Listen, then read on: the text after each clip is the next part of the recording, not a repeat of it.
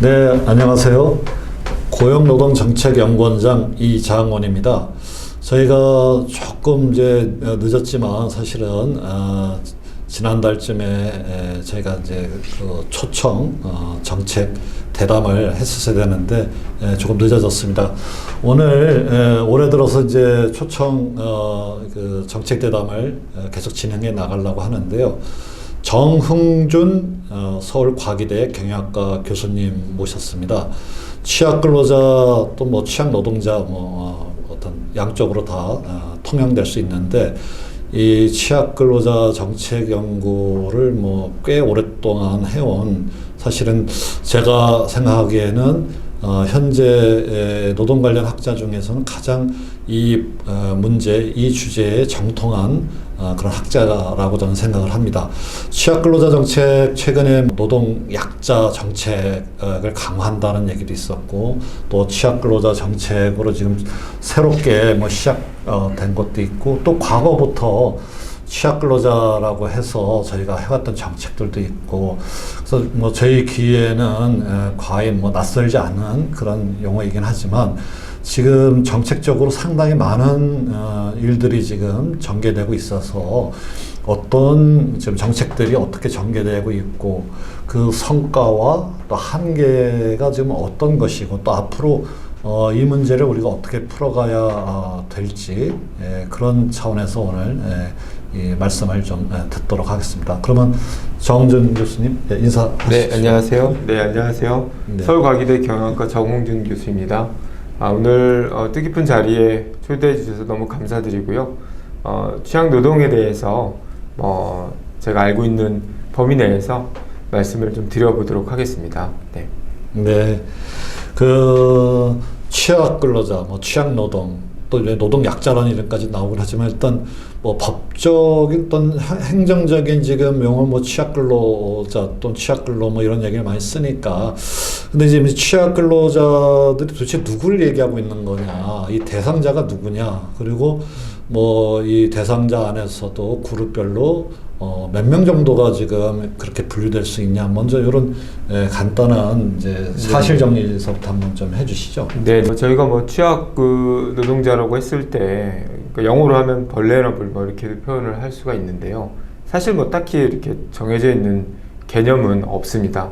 근데 우리가 내용에서 보면 뭔가가 이 정상적이지가 않고 좀 취약하다라는 뜻이니까 아마도 그것은 이제 본인이 이제 노동력을 제공하고 또 그에 대한 보상을 받는 데 있어서 교섭력이 약간은 또 취약할 수도 있고 또 아니면은 고용이 조금 더 취약할 수도 있고 아니면 뭐 복지가 좀 취약할 수도 있고 여러 가지 이제 노동시장의 상황에 따라서 이 해당 일을 하시는 분들의 취약함이 있을 수가 있는데요. 그런 면에서 그 광범위하게 취약 노동자라는 용어를 쓰고 있는 것 같습니다. 다만 우리가 이제 취약 노동자가 누구냐라고 얘기를 한다면 아마 대표적으로 많은 분들이 고민해 보실 수 있는 게 비정규직이 좀 취약한 것 같다 이런 말씀을 많이 하실 것 같습니다. 왜냐면은 우리가 고용에도 좀 제한이 있고요. 당연히 이제 임금이라든지 복리후생의 측면에서도 일정 정도 제한이 있기 때문에 이 비정규직을 취약 노동자로 볼 수도 있고요. 또 많은 분들이 그 우리 5인 미만 사업장에서 일하는 영세한 이런 업체에서 일을 하는 분들도 사실은 노동관계법에 약간의 제한도 좀 있고요. 또 해고라든지 뭐 이런 데서도 취약함이 좀 존재합니다. 그렇기 때문에 이런 분들을 또 비정규직이 아닐지라도 취약한 노동자로 볼 수 있는 거 아니냐 이렇게 또 보실 수도 있고요. 또 마지막으로는 아마도 우리가 이 개별 노동자들은 아무래도 이제 의사결정권을 가진 사용자에 비해서는 상대적으로 교섭력이 좀 낮다고 할 수가 있겠죠. 그러다 보니까 노동조합이라는 이제 집단적인 대표제를 통해서 이 개별 노동자들의 고충이라든지 권리가 대변이 되는데 그런 노동조합으로부터의 뭔가 보호를 받지 못하는 일부는 이제 아마도 5인 미만 사업장에 있는 노동자나 비정규직하고 중첩이 되겠죠. 그런데 이제 뭐 그렇게 꼭 중첩이 안 된다 할지라도 예를 들면은 대표적으로 뭐 용역이라든지 이런 사내 하청이라든지 규모도 어느 정도 되고 하지만은 사실은 노동조합을 하기가 매우 좀 어려운 조건에 있는 여러 가지 이유로 그런 분들이 좀 계십니다. 그래서 그런 분들까지도 포함해서 우리가 취약 근로자 또는 취약 노동자 이렇게 표현을 할 수가 있을 것 같고요. 그 규모로 보자 그러면 저희가 우리나라에 임금 노동자가 한 2,100만 명 정도가 됩니다. 그 중에서 작년도 기준으로 했을 때 비정규직의 규모가 한 37% 정도가 되고 5인 미만 사업장에 있는 이 근로자들의 수가 한 300만 명 정도가 됩니다. 비정규직이 37%면 약 한 700에서 800만 명 정도가 되는데요. 여기에다가 한 300만 명 정도를 더한다 그러면 실제로 취약 노동자들의 규모라고 한다면 약 한 1000만 명에서 1100만 명 사이 정도가 될 것 같고요. 그런 정도 규모라고 한다면 전체 임금 노동자들의 한 절반 정도가 이 취약한 근로자, 취약한 노동자가 아닐까 생각이 됩니다. 예, 그런데 특고나 플랫폼 노동이나 여기에 종사하시는 분들은 지금 이 취약 노동, 물론 이제 근로자성 개념에서는 이제 뭐 좀 멀거나 벗어나 있다 하더라도 이 정책적으로 보면은 그 취약 노동 그룹에 지금 포함시켜서 지금 얘기를 하고 있는 건지 아니면 또 특고나 플랫폼 노동은 또 별도로 우리가 좀 얘기를 해야 되는 건지요? 네, 좋은 질문이신데요. 이렇게 딱히 정해진 바는 없습니다만 많은 사람들이 이해하기를 이 특수 형태 근로 종사자 또는 최근에 많이 이제 늘고 있는 플랫폼 이 노동 종사자들도 취약 노동자로 많이 구분을 합니다. 그 이유는 이분들이 다른 사람을 고용해서 어떤 용역 서비스를 제공하는 게 아니라 본인의 혼자 노무를 제공하는 방식인데 이분들은 이제 말씀 주신 것처럼 이 근로계약을 맺지 않다 보니까 노동관계법의 보호의 대상이 되질 않습니다. 그렇지만은 이분들은 대부분은 이제 종속적으로 일을 하는 경우가 상당히 많고 경제적으로도 이 계약 당사자인 주로 회사가 될 텐데요. 회사에 종속되어 있는 경우가 꽤나 많아서 모두는 아니겠지만 이들 중에 상당 부분은 이 취약 근로자로 구분이 되는 그렇게 이해를 많이 하고 있는 중입니다. 뭐 규모로 보면 거기도 뭐 100만 단위가 넘어서나요? 그렇습니다. 특수 형태 근로 종사자만 해도 우리가 정부 추계로 봤을 때 한 200만 명 정도가 되는데요. 그거는 이분들이 소득세 3.3%를 납부하게 되는데 국세청이 파악한 숫자로도 대략 한 200만 명이 조금 넘기 때문에 실제의 수는 만 200만 명 조금 넘는 걸로 구분이 되고요. 플랫폼 같은 경우도 많이 늘어서 최근에는 한 66만 명 정도였다가 재작년에는 한 66만 명이었다. 가장 최근에 조사에 따르면 79만 명이니까 요 둘을 합친다고 하면 이것 또한 거의 300만 명 가까운 규모여서 우리 노동시장에서 꽤나 작지 않은 부분을 차지한다. 그렇게 말씀을 드릴 수 있을 것 같습니다. 네. 그래서 이제 용어 자체가 뭐 취약해갖고 굉장히 소수일 것 같다라는 어떤 뭐 선입견을 줄 수도 있는데 사실은 임금근로자 기준으로도 뭐 반 정도 또 임금근로자는 아니지만은 실제로 일하는 분들의 또 몇백만 명이 거기 또 추가될 필요도 있고 이러면 상당히 우리 주변에 일하시는 분들 중에 한 절반이 그냥 지금 여기 취약 노동의 유사 범주에는 지금 포함될 수 있다. 그래서 이게 결코 이게 뭐 소수를 위한 그런 특별한 정책이라기보다는 굉장히 지금 중요한 뭐 노동, 고용, 또 사회 정책의 지금 대상자들이다 이렇게 볼 수 있겠습니다. 근데 이제 정부가 최근에 뭐 이제 상당히 또 많은 뭐 정책을 내놓기도 하고 또 이렇게 하겠다라고 하는 의지를 밝히기도 하고 해서 뭐 취약 노동이나 또 뭐 최근에 뭐 노동 약자라는 이제 표현도 좀 쓰고 있는데 여하튼 그런 정책들의 큰 줄기 지금 어떤 것들을 지금 뭐 정부가 지금 쓰고 있고 그 뭐 효과도 있겠지만 또 뭐 또 한계 지금 어떤 것들은 지금 상당히 조금 이 문제를 제대로 못 풀고 있다든지 한번 정책의 어떤 소개와 좀 평가를 해주신다면은 어떨까요? 네네. 이 취약 노동자, 취약 근로자의 문제는 우리가 비정규직 문제로 보기도 하고 또는 다른 용어로 뭐 노동시장에서의 이중 구조를 완화해야 된다 이렇게도 표현을 많이 하는데요. 사실 현 정부만이 아니라 거의 김대중 정부부터 시작을 해서 최근 모든 정부들은 이 노동시장의 이중 구조의 문제, 격차가 좀 심화되는 문제들, 특히 정규직과 비정규직, 대기업과 중소기업, 그리고 원청과 하청, 이런 또 남성과 여성의 임금의 격차들을 줄이기 위해서 다양한 노력들을 해왔고요. 다만 이게 안타깝게도 이런 노동시장의 문제를 해결하려고 하는 노력에 비해서 사실 그 결과는 그렇게 대단한 어떤 성과를 갖고 오지는 못했습니다. 그만큼 어려운 문제라고 할 수가 있을 테고요. 정부만이 아니라 사실은 우리 사회의 어떤 그 인식의 개선이 좀 필요한 영역일 수도 있겠다. 그런 생각도 많이 듭니다. 특히 이제 현 정부, 윤석열 정부에서는 노동시장 이중 구조를 개선해야 된다라는 취지로 원하청의 상생협의회를 운영을 했었는데요. 노동조합이 참여하고 있질 않아서 사회적 대화의 형태로 볼 수는 없지만은 그럼에도 불구하고 원청의 지원 또 하청도 이 하청에 고용하고 있는 이 노동자들의 복지라든지 임금 개선을 위해서 노력할 부분이 존재한다라는 측면이 강조되어서 원하청 간의 상생 협력이 이 노동시장 이중구조 문제에서 상당히 중요한 해결점이 될 수 있다라는 점을 부각을 했는데요. 그런 문제들은 뭐 중요한 시사점이 있을 거라고 봅니다.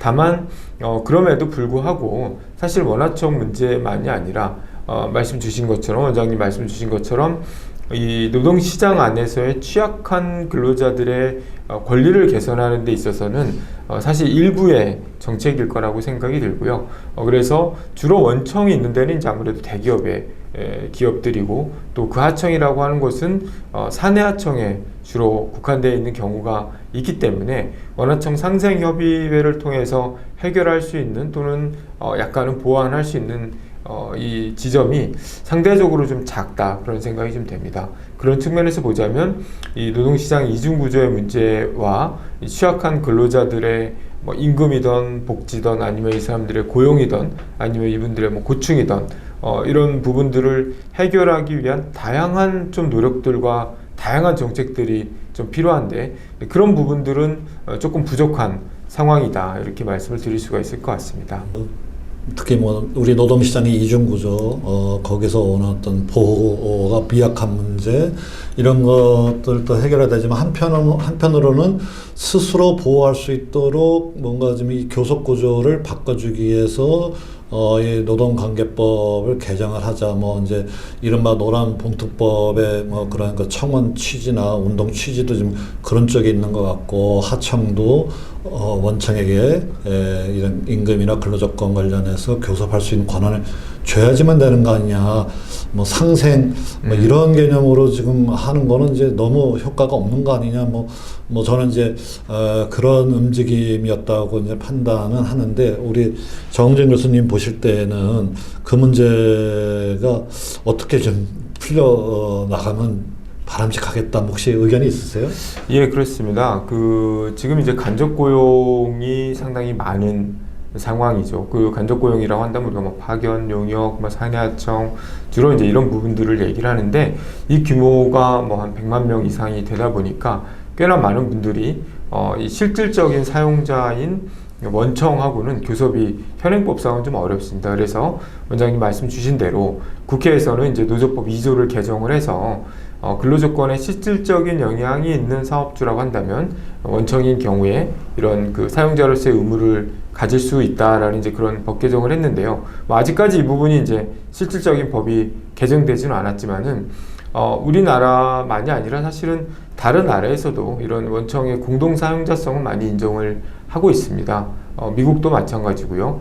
또 유럽의 많은 나라들이 실제로 이 실질적인 사용자라고 한다면 교섭에 대한 책임을 부과하고 있기 때문에 우리도 어찌 보면은 이런 그 어떤 제도로서 취약 노동자들의 권리를 좀 보장받을 수 있도록 하는 게 좋겠다라는 생각이 들고요. 사실 정부가 기업에 대해서 임금을 뭐 몇 퍼센트를 하라라든지 아니면 뭐 하청에 대해서 거기서 일하는 근로자들에 대해서 복리후생을 어떻게 하라라든지 이런 걸 정하는 것이 매우 어렵습니다. 가능하지도 않고요.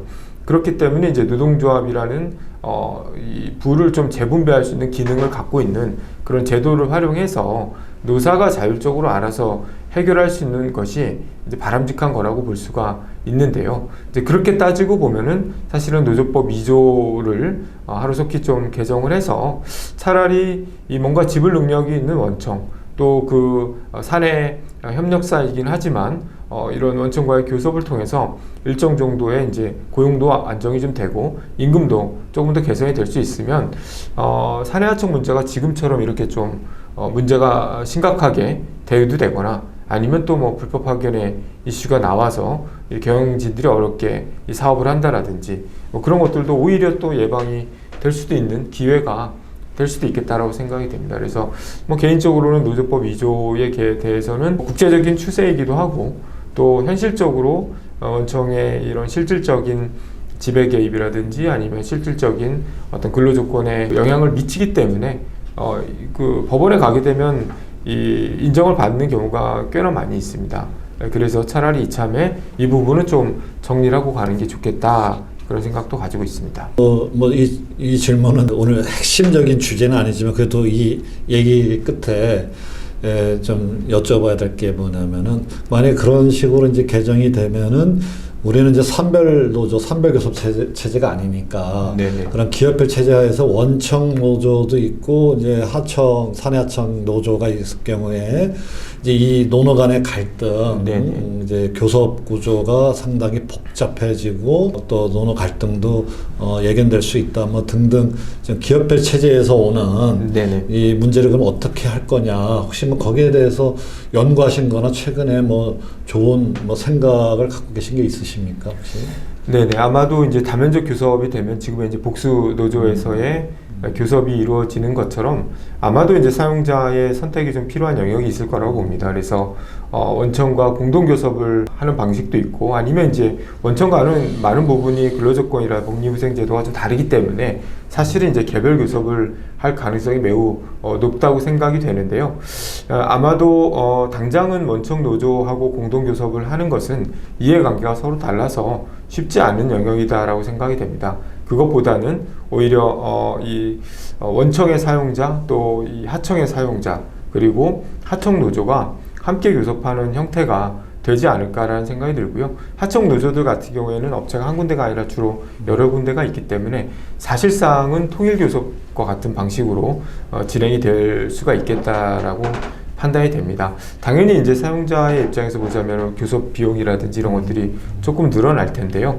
이거는 이제 인력에 대한 관리를 위임한 형태에 따른 사실은 의무를 좀 지는 거기 때문에 감당해야 될 몫이라고 생각이 됩니다. 다만 그렇게 됐을 때 이제 사내 협력사를 계속 활용할 수 있는 장점도 좀 있으니까요. 저희들이 계속 고민을 좀 해봐야 될 영역이라고 생각이 됩니다. 예, 뭐 이 문제는 뭐 훨씬 더 많은 지금 논의가 될 수 있는 건데 지금 다른 오늘 취약노동 전반에 걸쳐서 좀 여쭤보기로 한 거기 때문에 다른 질문으로 넘어가도록 하겠습니다.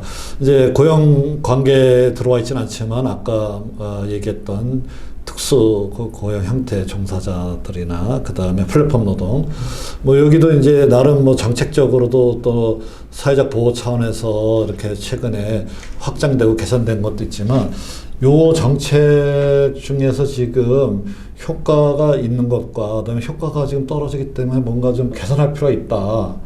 특고나 플랫폼 노동 관련해서 그런 의견을 좀 주시죠. 사실은 그 특수형태 근로종사자의 보호와 관련해서는 2000년대부터 이 논의가 시작이 됐는데 사실은 지금까지 정해진 바가 거의 없습니다. 거의 없고 다만 유일하게 이 전속성에 관계없이 이분들이 산재보험에 가입을 할 수가 있고 고용보험에 일부 모든 직종은 아니지만요 일부 직종이 가입을 하게 됐는데요. 뭐 그런 부분들을 제외한 나머지 보호는 거의 이루어지지 않고 있어서 사실은 뭔가 우리가 해야 될 일은 있는데 이게 계속 미뤄지고 있는 그래서 과제가 점점 이제 쌓이는 뭐 이런 상황이라고 볼 수가 있겠습니다. 우선은 이제 외국하고 비교했을 때 가장 큰 차이점은요, 주로 이제 저희와 비슷한 경제 규모라든지 이제 선진 시스템을 갖고 있는 나라들에서는 거기도 이제 특수 형태 근로 종사자들이 있습니다. 플랫폼 종사자들도 있고요. 이분들에 대해서도 근로기준법에 전부 다를 적용하지는 않습니다. 전부 다는 적용하지 않고요. 다만 이분들이 이제 노무 제공자하고 누구 다른 사람을 고용하지 않기 때문에 기본적인 노동 어떤 인권에 대해서는 보호를 받아야 된다. 그런 입장을 가지고 있습니다. 그래서 보통은 이제 그 특별히 차별받지 않을 권리 또는 어떤 그 정보 같은 것을 요구하면은 회사가 그런 정보들을 제공할 권리 또 사실 계약을 종결한다라는 건 해고와 비슷한 개념이기 때문에 계약을 종결할 때도 함부로 하지 않고 일정 정도 예고를 해서 계약을 종결한다라든지 또는 이제 그 산업 안전의 문제는 또 이 근로계약하고 무관하게 어느 노무 제공자들은 다 중요한 문제이기 때문에 산업 안전에 있어서는 이 계약 당사자가 책임을 지고 보호하는 그런 조치들을 취하고 있고요. 그런 부분들을 약간의 이런 기본법 형태로 가져가기도 하고 별도 법으로 가져가기도 하는데요. 저희들도 아마도 이런 노무 종사자를 위한 어떤 보호의 법안들 이런 것들이 필요하다라는 의견들이 상당히 많습니다. 그리고 여야도 이미 이 부분에 대해서는 상당 부분 공감대를 가지고 있고요. 그러다 보니까 며칠 전 윤석열 대통령도 2주년을 맞이해서 민생토론회에서 비슷한 취지로 발언을 하셨다고 생각을 합니다. 그래서 이러한 기본적인 인권에 대한 보호는 상당히 필요하다. 그런 것이고요. 또 하나는 이건 약간 우리만의 독특한 이슈이기도 한데 이 특수형태 근로종사자가 사실은 임금 노동자인데 임금 노동자로 계약을 하지 않고 계약은 그 용역 계약으로 하지만 실제 일을 시키는 거는 임금 노동자처럼 시켜서 이게 계속해서 법원에서 판결이 임금 노동자로 나오고 있습니다. 이 얘기인즉슨 특수형태 근로종사자의 상당 부분이 원래는 임금 노동자인데 특수 고용 노동자로 되어 있는 잘못 분류되어 있는 그래서 우리가 오분류라고도 표현을 많이 하는데요. 이 오분류 문제가 조금은 심각한 편입니다.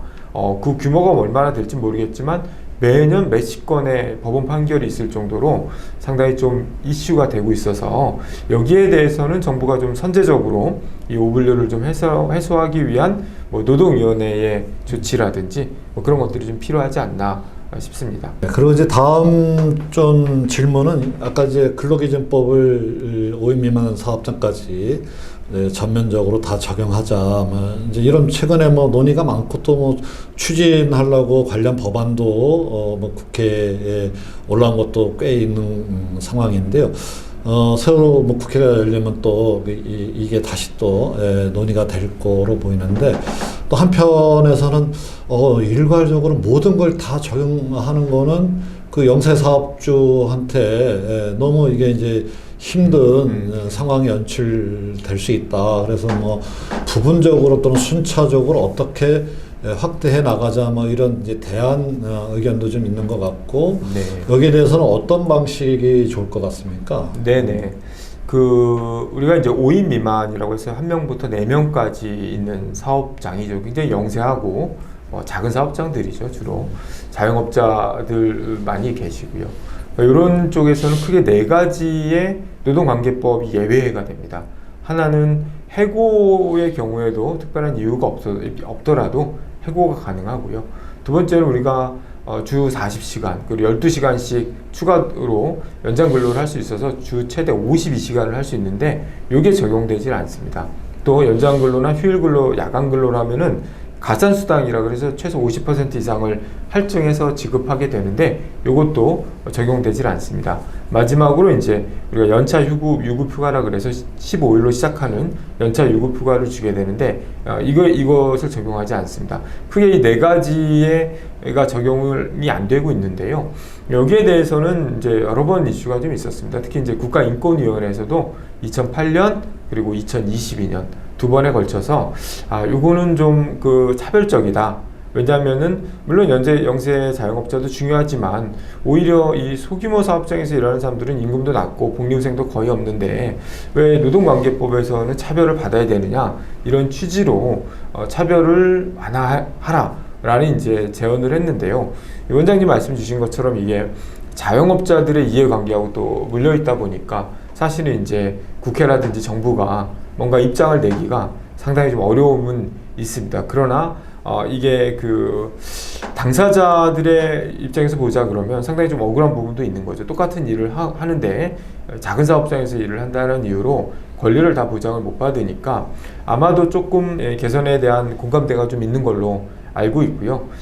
단계적으로 개선을 하는 방안이 있고 또 좀 다른 방안이 있는데 많은 부분들이 그 좀 공감대가 있는 것은 경제적인 부분들, 특히 연차 유급 휴가라든지 아니면 연장 수당이라든지 이런 부분들에 있어서는 차별을 줘서는 안 된다라는 게 대체적인 취지인 것 같고요. 다만 우리가 이 영세사업장은 사실은 사업을 유지하는 게 쉽지 않고 또 어느 달에는 꽤나 이 매출이 높은데 또 그 나머지 달에는 매출이 너무 낮아서 인력을 유지하는 게 조금 쉽지 않을 수가 있습니다. 그렇기 때문에 이제 해고의 제한에 있어서는 조금 계속 좀 적용 예외로 가져가고 나머지 이제 경제적인 부분들에 있어서는 최대한 차별을 줄여야 된다라는 의견을 가지고 있고요. 저도 뭐 비슷한 생각을 가지고 있습니다. 다만 이제 이 자영업자들의 부담이 조금 문제가 된다 그러면 일정 기간은 정부가 이런 자영업자들을 좀 지원하는 방안도 찾아볼 수 있겠다라고 생각이 듭니다. 그래서 5인 미만 사업장의 이슈에 대해서는 이참에 조금 해결하고 넘어가는 게 어떨까 생각을 가지고 있고 또 뭐 정부도 그런 비슷한 생각을 하고 있는 걸로 알고 있습니다. 네, 그 연결된 문제는 또 이런 게 있죠. 지금 영세사업장, 자영업자 사업장 거기다 포함되는데 거기에서 이제 보호를 조금 더 해줘야 된다. 뭐 근데 이제 지금 현실은 지역마다 조금 다를 수는 있겠지만 사람 구하기가 힘들다. 네, 영세 네. 뭐 제조업도 사람 구하기 힘들다. 네, 네. 또 서비스업도 지금 사람 구하기 힘들다. 뭐 이게 지금 이 얘기가 나온 지가 벌써 최근 몇 년 동안 계속 사람이 없다. 그러다 보니까 외국에서 이제 외국인 근로자들, 외국 인력을 더 우리가 유치를 해가지고 농촌을 포함해서 모든 산업에 지금 또 인력 공급을 더 해줘야 된다라는 또 그런 요구들이 꽤 있어요. 그래서 이제 들어오신 분들한테 어떤 처우와 또 보호를 해줘야 되는지는 이제 또 다른 이슈이긴 하지만은 그러면 이제 외국에서 인력을 더 지금 들여와 갖고 노동 시장에 인력을 추가적으로 그렇게 특히 영세 사업장 위주로 공급한다 그러면은 역으로 지금 우리가 취약 노동에 계신 이제 내국인들 이 사람들을 어떻게 보호하고 처우를 어떻게 개선해 줘야 되냐 이거 갖고 정책적으로 좀 고민하던 참인데 네네. 오히려 더 반대 방향으로 사람 많이 들어와. 그러니까 사람 귀한줄 모르게 네, 되는 거죠. 네, 이제 네, 네. 예. 대신 이 사람들이 이런 조건으로 일 안 하면 저 사람들 쓸 거야. 또 이제 이런 셈이기도 한 건데. 네네. 그래서 저는 이게 지금 조금 더 풀어야 할 문제다. 우리가 뭐 이민국가로 결국 가야 된다. 외국 인력을 뭐 대규모로 뭐 우리가 들을 수밖에 없다.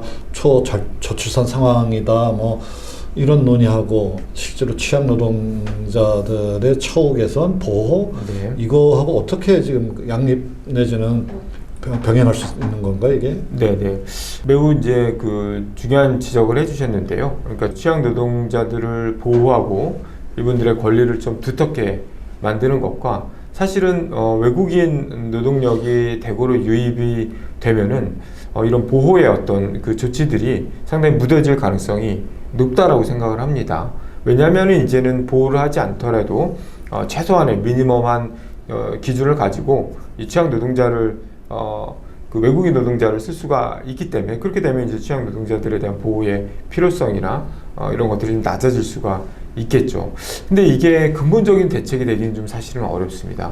왜냐하면은 외국인 노동자들은 주로 이제 들어와 있는 기간이 정해져 있는 경우가 대부분이죠. 비자가 주로 이제 우리나라는 4년 조금 넘게 현재 비자를 가지고 있고 또 이제 뭐 E7 비자 같은 경우에는 가족들도 와서 같이 할 수 있지만 그런 경우는 이제 전문직에 좀 제한이 되어 있어서 사실은 이분들은 일정 정도의 기간이 끝나면 본국으로 돌아갈 사람들인데다가 또 이분들이 와서 우리 산업의 많은 부분을 차지하면 차지할수록 사실은 그 산업에 나중에 공동화 현상도 생길 수가 있어서 매우 좀 그 신중하게 이 외국인 노동력의 활용은 접근을 해야 된다는 생각이 들고요.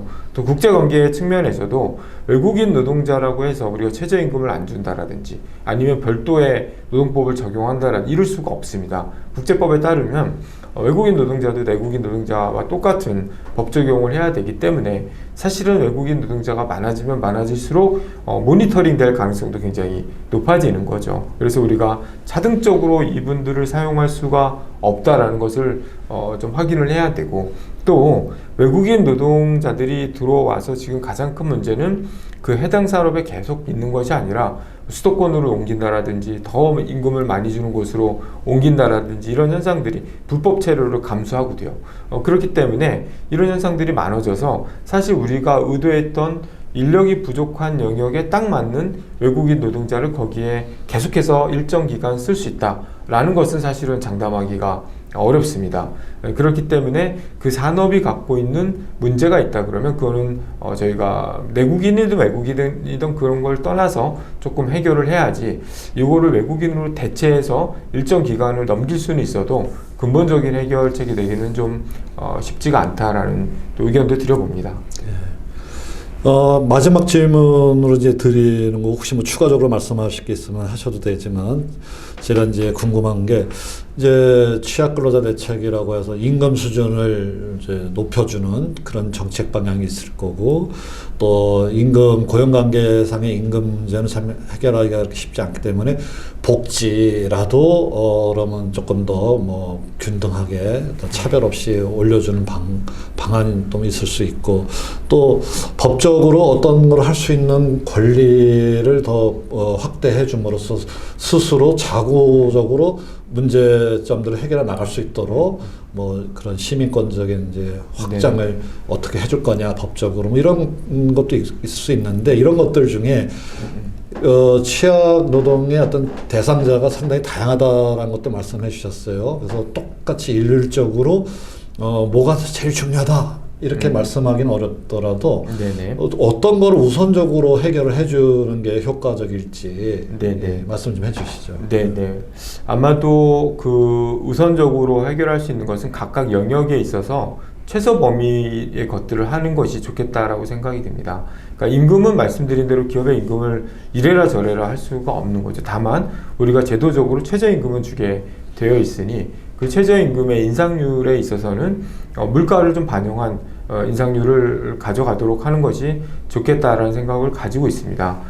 두 번째로는 이 근로복지의 문제인데요. 주로 이제 취약 노동자들 또는 뭐 이런 그 작은 사업장에서 일하시는 분들은 그 복지제도가 거의 되어 있지는 않습니다. 그래서 이 복지에 있어서는 개별 기업에 아무리 얘기를 해도 이게 나올 게 별로 없기 때문에 사실은 공동근로복지 같은 이런 개념이 현재도 있는데요. 예산이 좀 적은 걸로 알고 있습니다. 그래서 우리가 복권을 팔면 그 수익금으로 근로복지기금을 정부가 형성해서 지원을 하게 되는데, 그런 공동근로복지기금을 조금 더 많이 확장을 해서 지금은 이제 원하청 관계에 있거나 이런 집단적으로 기업별로 하고 있는데, 이걸 뭐 지역으로도 확대할 수가 있고요. 아니면 뭐 플랫폼처럼 이런 업종으로도 확대할 수가 있으니까 다양한 방식으로 정부가 조금 기금을 이용해서 근로복지를 제공하는 것도 중요하겠다라고 생각을 가지고 있습니다. 마지막으로는 이분들이 이제 아까도 말씀드렸지만 이 노동조합이라는 이제 제도적 보호의